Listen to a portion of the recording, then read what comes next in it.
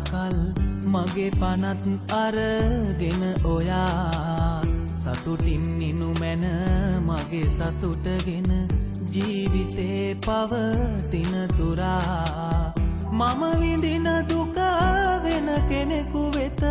යනිත් කිසිදා දෙන්න එපා සසරේ කොතැනක